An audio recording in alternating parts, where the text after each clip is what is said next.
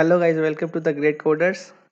मेरा नाम हिमांशु है। आज की वीडियो में हम लोग बनाने वाले हैं एक to do list app with the help of react और मटेरियल यूआई।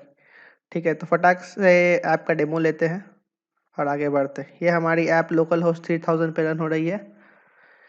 तो ये इस ऐप में खास क्या है, तो मैंने बहुत यूट्यूब पे ट्यूटोरियल्स देखा था, वो लोग सिर्फ टू डू ऐप बनाना बता रहे थे। तो मैंने इसमें थोड़ा मॉडिफिकेशन किया, एक लेवल और मैंने एडवांस डाला।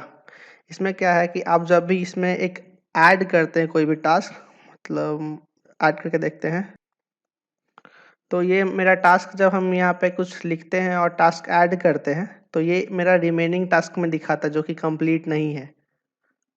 और जहाँ पे मैंने और 2-3 और मैं ऐड करके देख लेता हूँ। 3 इंटर मारा, तो इसमें क्या हो रहा है कि मैंने जैसे ही इस इनपुट में डेटा डाला और इंटर मारा तो इस चीज़ जाके ये मेरे इस स्टेट में सेव हो जाता है डेटा। ठीक है, और यहाँ से एक चीज़ और है कि मैं यहाँ से इसको अगर जैसे ही कंप्लीट करता हूँ, मतलब कि ये टास्क मेरा मान लीजिए हो गया, तो ये कंप्लीटेड टास्क के श्रेणी में आ जाता है।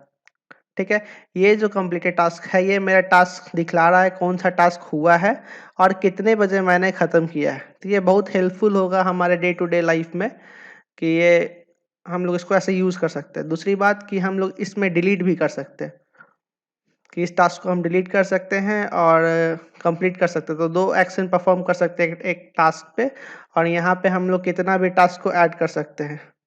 मीन्स कि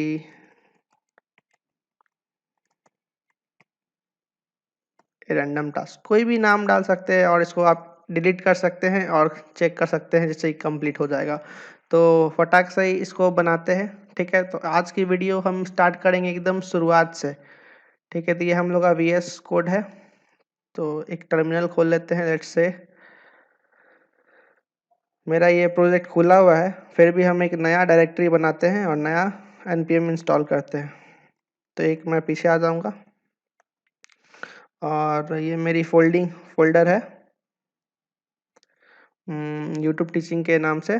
तो आप भी किसी डायरेक्टरी में जाके किसी भी डायरेक्टरी में चल जाइएगा और वहाँ पे रिएक्ट का नया प्रोजेक्ट बनाने के लिए हम कीवर्ड मारते हैं npx क्रिएट रिएक्ट ऐप और ऐप का नाम। तो हम रिएक्ट टू डू ऐप के नाम से बना चुके हैं, इसी के लिए दूसरा नाम हम लेंगे REACT react to do list app. ये तो इंटर मारेंगे, ये इंस्टॉल होगा। अब देखिए क्रिएटिंग ए न्यू ऐप बोल रहा है। अब ये अपना सारा डिपेंडेंसीज और कोड डिपेंडेंसीज इंस्टॉल करेगा। तो हम पॉज करते हैं और मिलते हैं इंस्टॉलेशन के बाद। जैसा कि आप लोग देख सकते हैं कि मेरा यहाँ पे ये app react to do list app जो है वो इंस्टॉल हो चुका है। हम लोग सिंपली इस फोल्डर में जाते हैं और वहाँ पे VS कोड खोलते हैं CD करके react to do list app में। ठीक है, ये react to do list app आ गया, ये वाला डायरेक्टरी आप देख सकते हैं। और यहाँ पे क्यों नहीं खोल रहा है, क्योंकि हम इसी डायरेक्टरी में आके कोड खोलना चाह रहे हैं। तो हम यहाँ से खोलेंगे COD कोड। नया डायरेक्टरी में मेरा खुल गया इसी करेंट फोल्डर में मेरा VS कोड। और यहाँ पे हम 2 डिपेंडेंसीज को और ऐड करना चाहेंगे।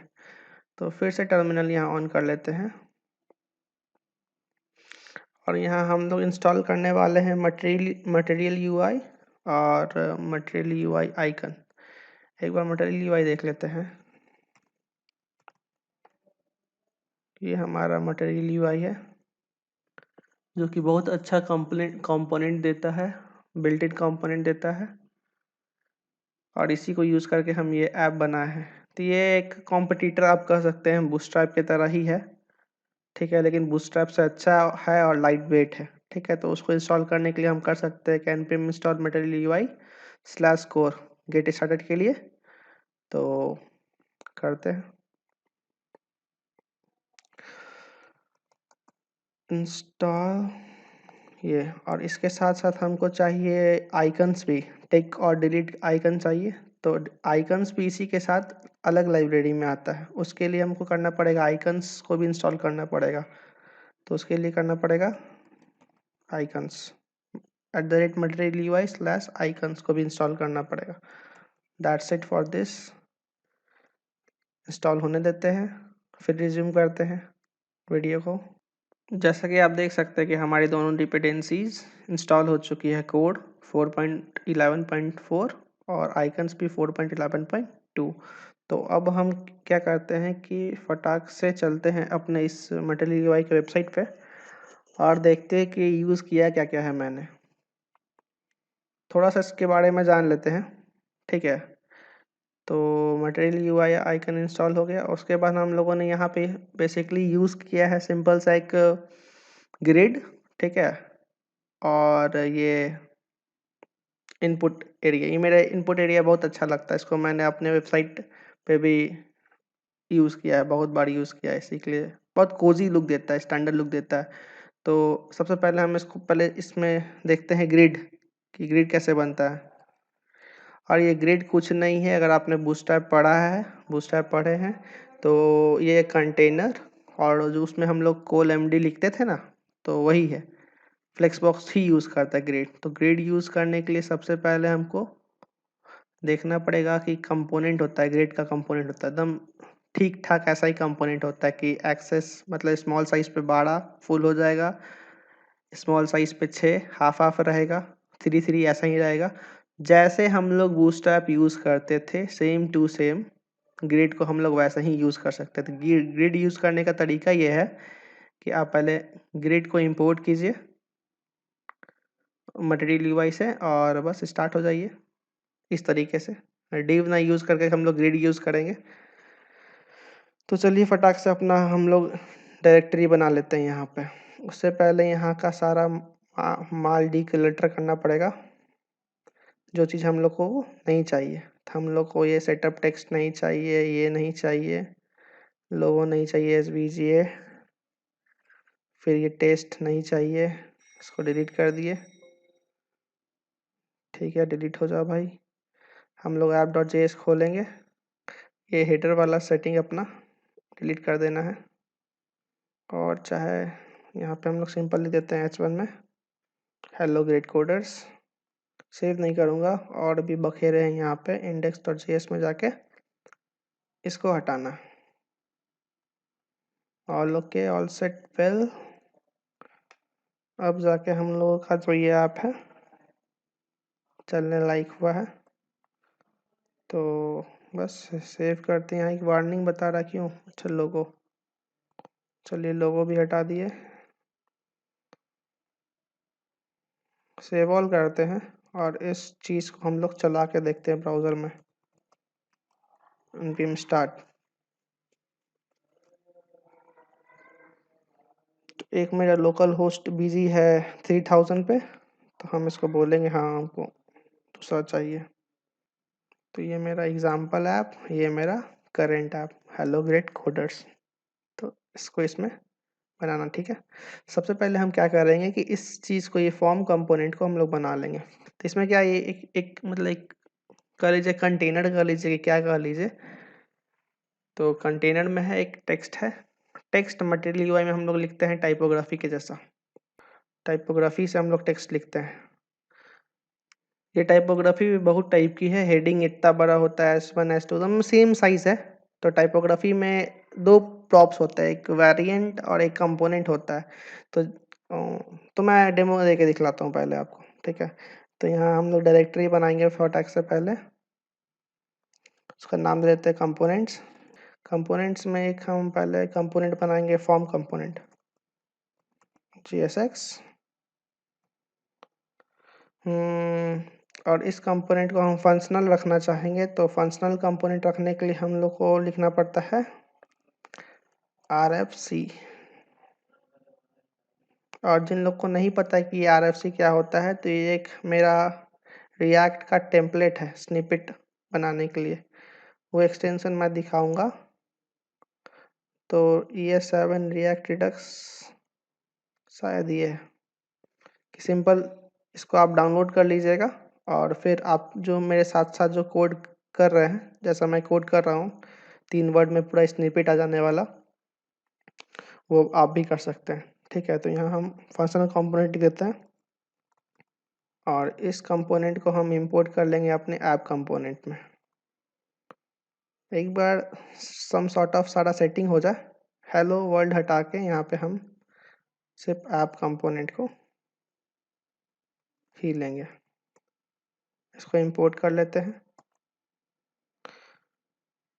तो ये फाइनली इंपोर्ट हो गया। सेव कर लेते हैं कि ऑल सेट वेल काम कर रहा है कि नहीं।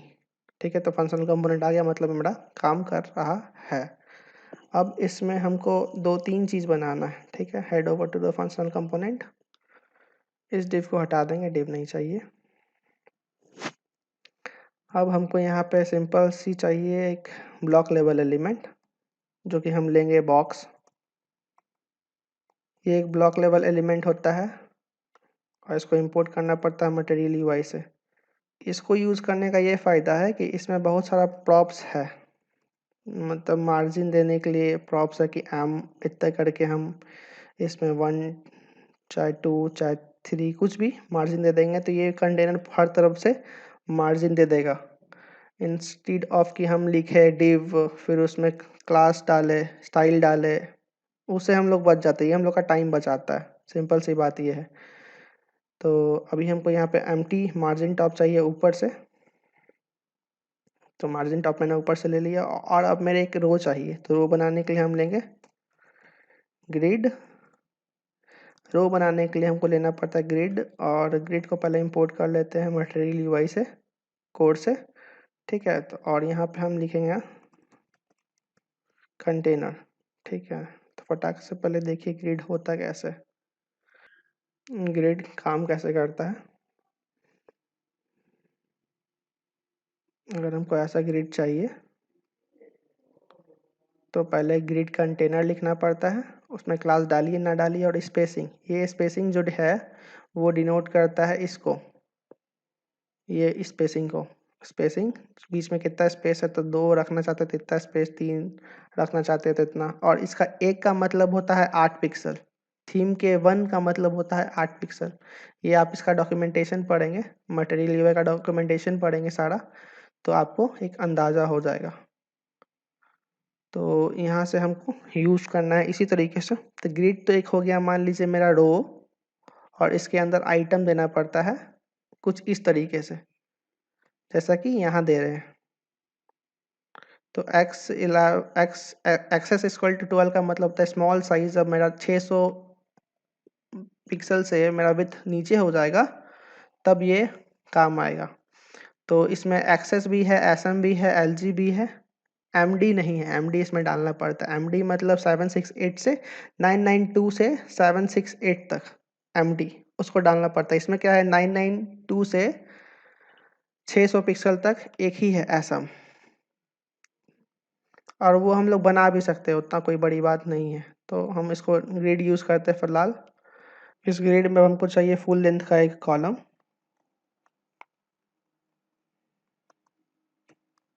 आइटम करने से कॉलम हो जाता है और कंटेनर करने से एक रो हो जाता है। ठीक है, और इसमें हमको बताना पड़ेगा कि इसका लेंथ क्या है। तो हम एक्सेस इक्वल टू दे देंगे 12, मतलब फुल लेंथ का हमको एक कॉलम चाहिए। इसके अंदर एक फॉर्म बनाएंगे, ये एज यूजुअल फॉर्म है। इस फॉर्म में एक डिफ़ॉल्ट मेथड होता है ऑन सबमिट का, ऑन सबमिट का, और इसमें हम कोई मेथड डालेंगे, इससे हम टैगल करेंगे फॉर्म के सबमिशन का। तो इसका फंक्शन बना लेते हैं फटाक से। हैंडल सबमिट के नाम से एक फंक्शन बना लेते हैं।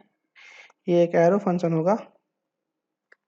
इस फंक्शन में सबसे पहले तो हम यहाँ पे कर देते हैं, ये फंक्शन एक पैरामीटर लेगा सबसे पहले ई, और यहाँ पे हम प्रिवेंट डिफ़ॉल्ट कर देंगे, इसका डिफ़ॉल्ट बिहेवियर को प्रिवेंट कर देंगे, ई डॉट प्रिवेंट। इससे क्या होगा कि ये प्रिवेंट डिफ़ॉल्ट हो जाएगा, और यहाँ पे कंसोल कर लेते हैं कि फॉर्म सबमिटेड हो गया, जस्ट फॉर कि हमको पता चले फॉर्म सबमिट हुआ। ऑल वेल, ऑन सबमिट पे ये मेथड डाल देंगे, जिससे मेरा एरर नहीं आएगा। तो यहाँ पे कॉमा नहीं जाएगा, तो ठीक है, सेव हो गया। अब फॉर्म के अंदर हमको बनाना है एक block level element box. Box को हम 2 पार्ट में बाँटेंगे, वन फॉर टाइटल के लिए और वन फॉर इनपुट टेक्स्ट के लिए। एक किसके लिए? टाइटल के लिए और एक इनपुट टेक्स्ट के लिए। इन दोनों में एक स्पेस भी है बीच में, तो उसको ध्यान रखते हुए हम बनाएंगे। इस बॉक्स के अंदर हम डालेंगे टेक्स्ट। टेक्स्ट के लिए टाइपोग्राफी यूज़ करते हैं। टाइपोग्राफी को इसका वेरिएंट होगा, मतलब टाइपोग्राफी में कौन सा एलिमेंट यूज़ करना चाहते हैं, तो हम H5 यूज़ करना चाहते हैं। तो वेरिएंट का मतलब होता है कि क्या यूज़ करना चाहते हैं आप। ये इसमें स्पैन कुछ भी डाल सकते हैं। इसका इतना वैल्यू है, H1 भी है, अभी वैल्यू आया था, इतना वैल्यू है, ठीक है।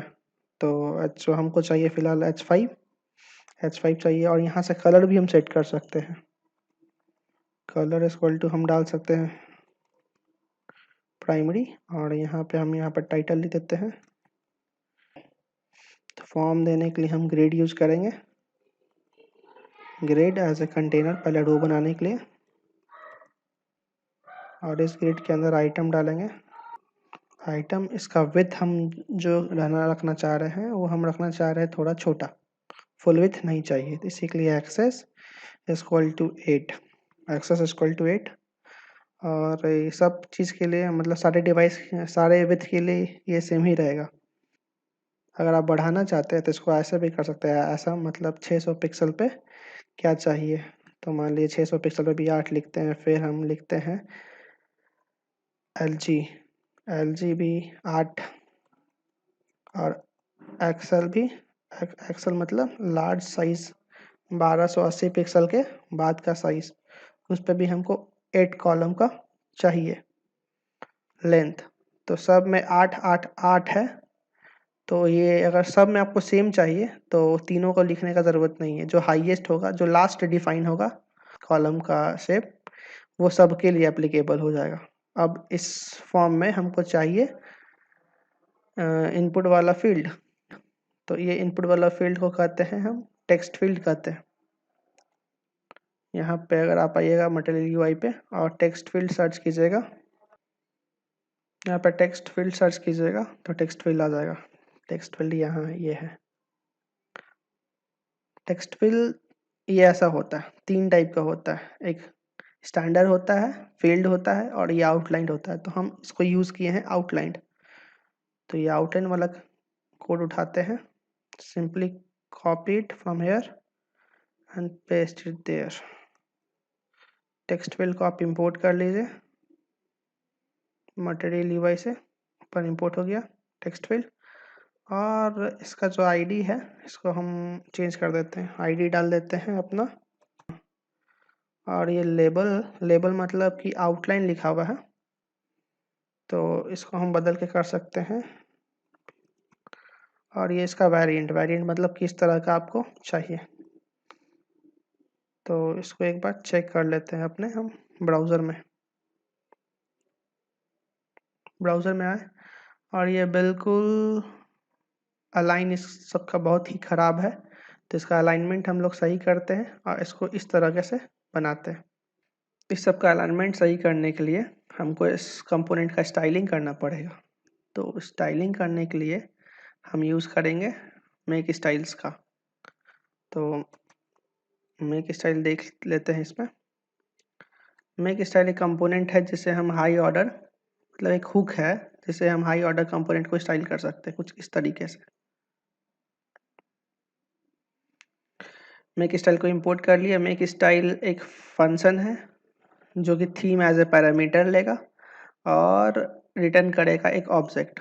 तो क्रिएट स्टाइल से आप ऑब्जेक्ट रिटर्न कर सकते हैं, या आप सिंपल सा एक ऑब्जेक्ट रिटर्न कर सकते हैं और उसको यूज़ कर सकते हैं आप अपने कंपोनेंट में ऐसे। तो कुछ इसी तरीके से हम करने वाले हैं। तो गेट सेट गो, सबसे पहले यहाँ पे इंपोर्ट करेंगे const use style equal to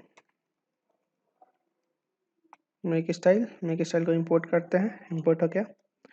make style एक फंक्शन है जो कि लेगा एक कॉल बैक फंक्शन। इस कॉल बैक में ये एक एरो फंक्शन है बेसिकली। अगर आपको नहीं पता एरो फंक्शन क्या होता है तो कमेंट में बताइए। इस एरो फंक्शन में एक पैरामीटर थीम पास कर दिए और इस थीम को हम बहुत जगह यूज़ करने वाले हैं, तो देखते रहिए। और ये जो है ये जो ब्रैकेट ऐसे होता है, इसका मतलब होता है कि इस ऑब्जेक्ट को रिटर्न करना। तो ये रिटर्न करेगा एक ऑब्जेक्ट, इसमें हम लिख सकते हैं कोई भी क्लास। लेट्स से कंटेनर लिखते हैं और एक कंटेनर क्लास बनाते हैं। ये कंटेनर क्लास को हम यहाँ यूज़ करेंगे इस बॉक्स पे, मेन कंटेनर पे। तो वैसा ही करते हैं, classes equal to use style को कॉल कर लेते हैं। ये एक फंक्शन जो है, एक फंक्शन ही रिटर्न करता है इसको, और इस फंक्शन को इसमें स्टोर करना। ये फंक्शन जो है ऑब्जेक्ट रिटर्न करेगा ये सब। ओके, तो एंटर मारे और जहाँ जहाँ हमको क्लासेस यूज़ करना है कंटेनर का, वहाँ वहाँ हमको करना पड़ेगा class name is equal to, और यहाँ लिखना पड़ेगा क्लासेस डॉट, दैट्स इट। और यहाँ पे जब हम इसको क्लास दे ही रहे हैं तो मार्जिन टॉप लिखने का कोई मतलब नहीं है, तो यहाँ पे इसका हम पहले क्लास देते हैं फटाक से। पहले मार्जिन चाहिए हमको थीम डॉट, ये स्पेसिंग मैं इसलिए यूज़ करना चाह रहा हूँ कि मान लीजिए इन फ्यूचर आपको कभी स्पेसिंग चेंज करना होगा थीम पैलेट का, तो सब के लिए चेंज होगा, एक एक जगह के लिए चेंज नहीं होगा। तो ये हम लोग को बहुत हेल्प करता है। अब ये थीम डॉट स्पेसिंग का मतलब हुआ कि अगर हम यहाँ पे एक कर देंगे तो इस कंटेनर के पूरे चारों तरफ एक एक पिक्सल, मतलब 8 पिक्सल का मार्जिन हो जाएगा। तो हमको चाहिए ऊपर से 8 दूनी 16, या 3 कर लीजिए जो कि था नीचे, और अगल बगल से हमको चाहिए 0, और बॉटम से चाहिए हमको 2 पिक्सल का, और इसको चाहिए 0 राइट साइड से। पैडिंग भी चाहिए हमको 2, मतलब 16 पिक्सल का ऑल अराउंड द कंटेनर हमको पैडिंग चाहिए। तो लेट्स से देखते हैं कि काम कैसा कर रहा है ये। हाँ, ये ऊपर से आया है और साइड से भी आया है, ठीक है। अब हमको ये टेक्स्ट सेंटर में चाहिए इस तरीके से, और टेक्स्ट और ये इनपुट फील्ड के बीच में जगह, मतलब मार्जिन चाहिए, और ये थोड़ा बड़ा होना चाहिए इनपुट फील्ड मेरा। उसके लिए करना पड़ेगा क्या, इसमें भी एक हम स्टाइल देंगे, क्लासेस डॉट हेडिंग। हेडिंग नाम से एक स्टाइल हो जाएगा मेरा इसके लिए। कंटेनर के बगल में डॉट नहीं देना है, सॉरी। सिंपल ऑब्जेक्ट के फॉर्म में सारा CSS को लिखिए, सिंपल ऑब्जेक्ट के फॉर्म में। तो सबसे पहले टेक्स्ट लाइन जो है मेरा सेंटर रहेगा, टेक्स्ट लाइन सेंटर रहेगा, और कलर जो है इसका हम बदलने वाले हैं। तो कलर यूज़ करेंगे इंडिगो।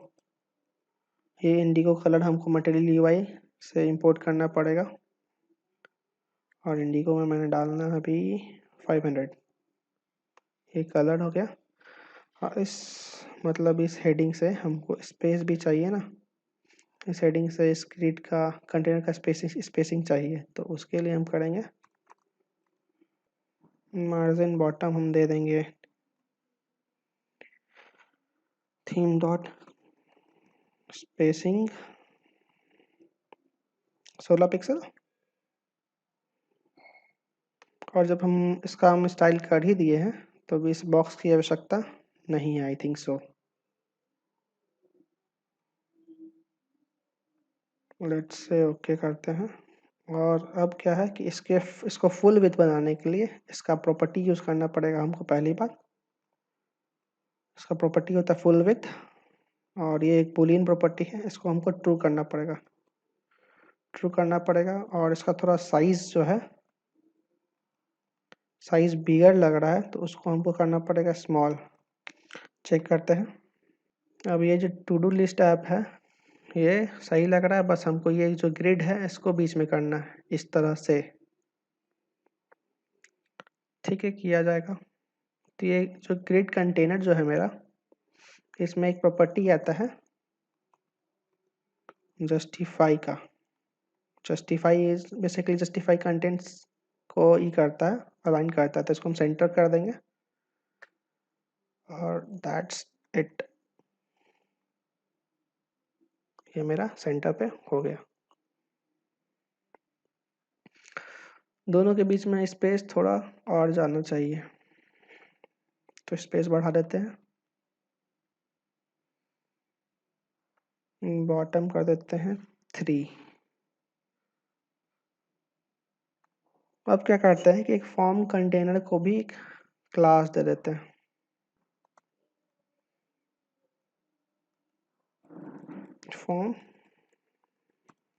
फॉर्म कंटेनर,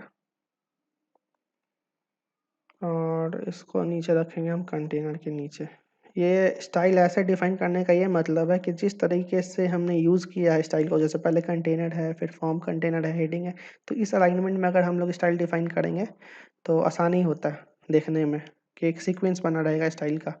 तो फॉर्म में हमको पैडिंग देना है, ऑल अराउंड देना है, theme dot spacing 2, all around हमको पैडिंग चाहिए। So that's for it. अब आते हैं हम इस पे, ये अब आते हैं थोड़ा देखने पे कि अब इसमें वैल्यू डालना है और एरर शो करना है।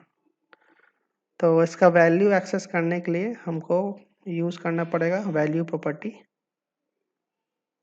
एक होता है वैल्यू प्रॉपर्टी, इसका वैल्यू हमको एक्सेस करने के लिए वैल्यू प्रॉपर्टी में हमको एक स्टेट बना के वेरिएबल डालना पड़ेगा। तो स्टेट बना के वेरिएबल डालने के लिए हम यूज़ करेंगे यूज स्टेट का हुक। तो उसके लिए करना पड़ेगा कांस्टेंट, एक एरे बनाइए, इसमें 2 वेरिएबल डिक्लेयर कीजिए, एक वेरिएबल है, एक उसका सेटर मेथड। तो वेरिएबल का नाम कुछ भी डाल सकते हैं, तो हम डालते हैं इनपुट डेटा, और कॉमा देके set input data equal to, यहाँ करना पड़ेगा यूज स्टेट नीचे वाला। ये स्टेट यूज स्टेट क्या होता है कि एक वेरिएबल हमको देगा, इसका इनिशियल स्टेट क्या है, इसमें हम कुछ भी डिफाइन कर सकते हैं। तो इसका इनिशियल स्टेट मतलब इस वेरिएबल का इनिशियल स्टेट इसके अंदर डिफाइन होता है। ये एक हुक है रिएक्ट का। तो अभी हम इसका वैल्यू जो है स्ट्रिंग डिफाइन कर देते हैं फिलहाल के लिए, जो कि हम ऐसे भी स्टेट के अंदर डिफाइन करते हैं इसका वैल्यू ग्रैब करने के लिए, अगर स्टेट कंपोनेंट से बनाते तो वेल इनपुट डेटा डाल दिए, और इस इनपुट को चेंज करने के लिए ऑन चेंज मेथड यूज करना पड़ेगा। ऑन चेंज मेथड लगाना पड़ेगा। ऑन चेंज मेथड में एक हम कस्टम मेथड डाल देते हैं, हैंडल ऑन चेंज मेथड। ये मेथड को डिफाइन करते हैं पहले यहाँ पे, हैंडल ऑन चेंज। ये भी एक एरो मेथड, एरो फंक्शन रहेगा। अच्छा, ये यूज स्टेट इंपोर्ट नहीं हुआ, इसको इंपोर्ट किया जाए। ये इंपोर्ट होता है रिएक्ट से।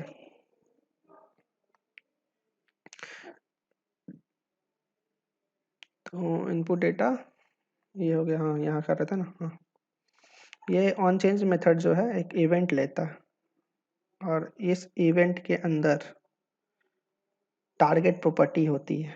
तो हम इस इवेंट को पहले कंसोल करके देखते हैं।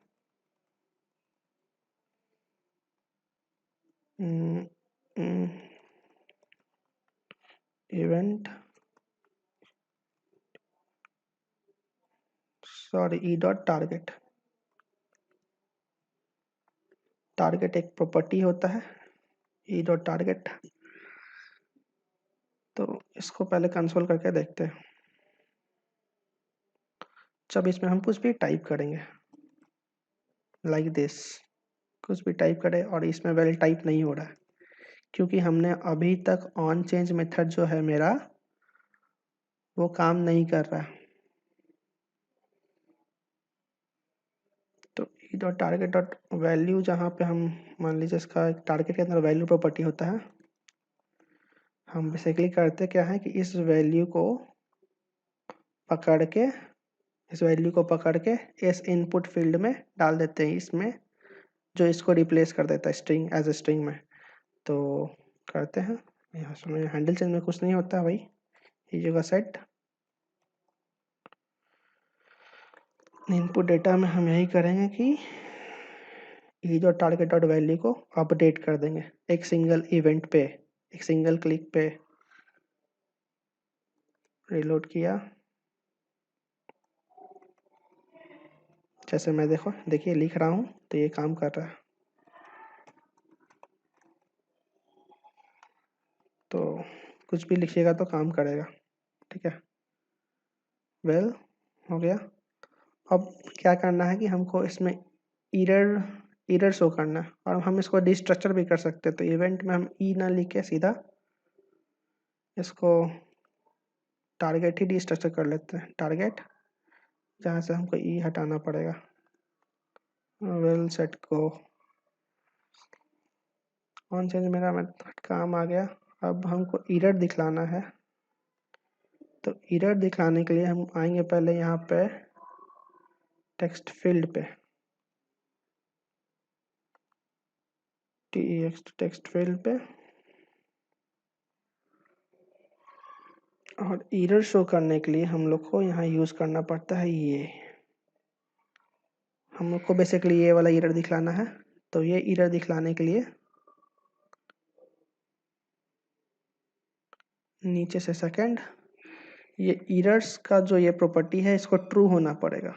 और ये जब ट्रू होगा, मतलब जब ये ट्रू होगा तो ये वैरी हेल्पर मेथड में जो भी हम वैल्यू डालेंगे वो विजिबल हो जाएगा as in a red colour like this. देखिए एरर ट्रू हो गया और एंट्री कुछ इस तरीके से आ रहा है, ठीक है। तो यही काम हम लोग करने वाले हैं। तो एरर भी जनरेट करने के लिए हमको पहले एक एरर का भी एक स्ट्रिंग टाइप से स्टेट बनाना पड़ेगा। तो इनपुट डेटा हम कर देते हैं input data error, input error कर देते हैं। That's it. नाम छोटा हो तो अच्छा है, छोटा हो और डिस्क्रिप्टेबल हो तो अच्छा है। तो अब यहाँ पे हम करेंगे एरर लिखते हैं एरर। तो एरर कब होना चाहिए, जाहिर सी बात है कि इनपुट डेटा मेरा एरर के लिए ही है। तो अगर ये मतलब एरर है तो ट्रू कीजिए, अदरवाइज फॉल्स कीजिए। और जिनको ये नहीं पता कि इस क्या होता है, तो ये एक टर्नरी ऑपरेटर है। ये वेरिएबल अगर ट्रू होगा तब ये वाला केस चलेगा, अदरवाइज ये वाला केस चलेगा। तो इनिशियली हम चाह रहे कि अगर इनपुट डेटा मेरा अगर डिफाइंड है, इसमें कुछ वैल्यू रहेगा तो ये डिफाइंड है तो ये ट्रू हो जाएगा, तो ये ट्रू हो जाएगा तो ये ट्रू हो जाएगा, अदरवाइज ये फॉल्स रहेगा। तो वही सेटिंग है। और यहाँ पे हेल्पर टेक्स्ट होता सॉरी। और ये हेल्पर टेक्स्ट में हम लोग डाल देंगे ये इनपुट एरर में जो टेक्स्ट आ रहा है वो, दैट्स इट। और एरर जनरेट कैसे किया जाए, अब तो मेरा एरर आ गया, मैंने एरर फॉर्मेट भी सेट कर लिया। यहाँ पे एरर जनरेट करने के लिए हमको चेक करना पड़ेगा क्या कि हमको एरर जनरेट करना कब है। जैसे हमने अभी यहाँ पे एरर सेट किया है कि 5 लेटर कम से कम टास्क का होना चाहिए, नहीं तो भाई ये एरर है।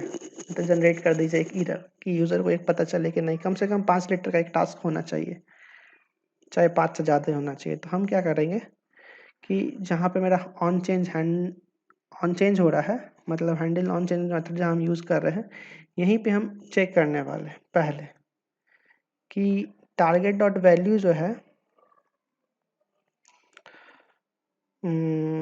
Target dot value dot length, इसका एक लेंथ होगा NGTS लेंथ होगा। ये लेंथ जो है एक एक्सप्रेशन देख लेते हैं। ये जो लेंथ जो है कम से कम 5 होना चाहिए। तो कम से कम 5 या 5 के बराबर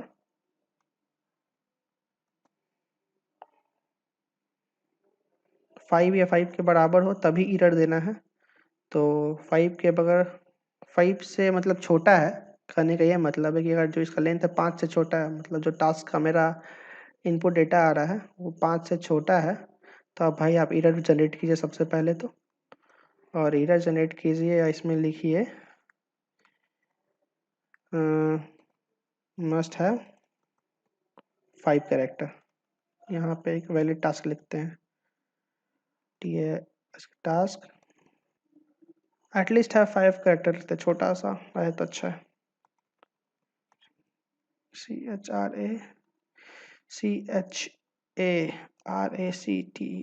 कैरेक्टर। और अदरवाइज अगर 5 से बड़ा है तो हमको एरर जो है उसको खाली रखना है।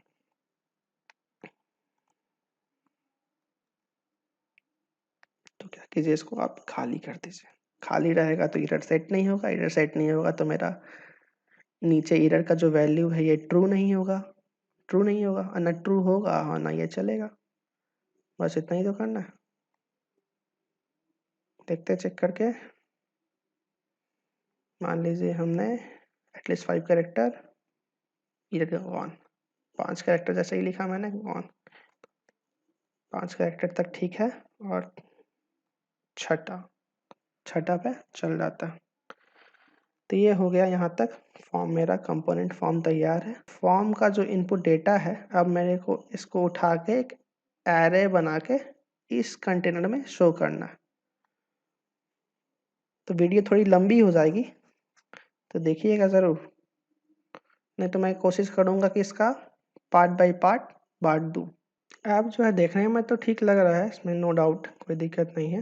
तो अब इसको हम एक काम करते हैं कि इसका कलर, ये वाला बैकग्राउंड का कलर और ये एक मतलब कंपोनेंट जैसा इसको शो करते हैं पहले। तो फॉर्म में जाएंगे और एक कंपोनेंट होता है पेपर कंपोनेंट, ठीक है। तो उस पेपर कंपोनेंट को यहाँ पे फॉर्म के अंदर रैप कर देंगे उसको। और ये paper component, box component, grid component जितना भी हैं सब जाते भाई है एक तरह से, आप मान के चलिए। फॉर्म के नीचे डालना है इसको, फॉर्म को रैप करना।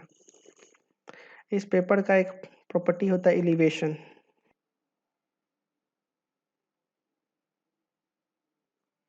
चेक करते पेपर का होता है शायद ये पेपर होता है, इसको पेपर कहते हैं। तो पेपर का एलिवेशन होता है, हमको हल्का एलिवेटेड चाहिए तो हम एलिवेशन ले लेंगे। तो कुछ इस तरीके से एलिवेशन आ जाएगा एक बढ़िया सा। चेक करते हैं, एलिवेशन आ गया बहुत बढ़िया सा। और पीछे का जो है ना इसको ये कलर करते हैं। तो कलर करने के लिए इसको तो नहीं छेड़छाड़ करूँगा, जाऊँगा सीधा index.css पे और यहाँ पे से जितना फालतू कचरा हटाइए पहले और बॉडी को कलर कर देंगे, मार्जिन 0 नहीं हटाते हुए। विड्थ हो जाएगा 100%। इसका हाइट देना है, हाइट तो ऑटो रहेगा, मिनी हाइट सेट करते हैं। मिनी हाइट रहेगा 95 VH, 95 VH का। और 95 VH का इसका हाइट ऑटो कर देते हैं, हाइट ऑटो। और बैकग्राउंड कलर होगा मेरा दैट्स इट। चेक करते हैं, हाँ ये तो मेरा ये आ रहा है। तो वेल इतना, ये वीडियो थोड़ी लंबी हो जाएगी तो इसको अगला वाला जो पार्ट है वो मेरा, अगला वाला जो भी पार्ट है इसको हम नेक्स्ट पार्ट में कंटिन्यू करते हैं। तो बने रहिए हमारे साथ नेक्स्ट पार्ट में भी। तब तक के लिए धन्यवाद।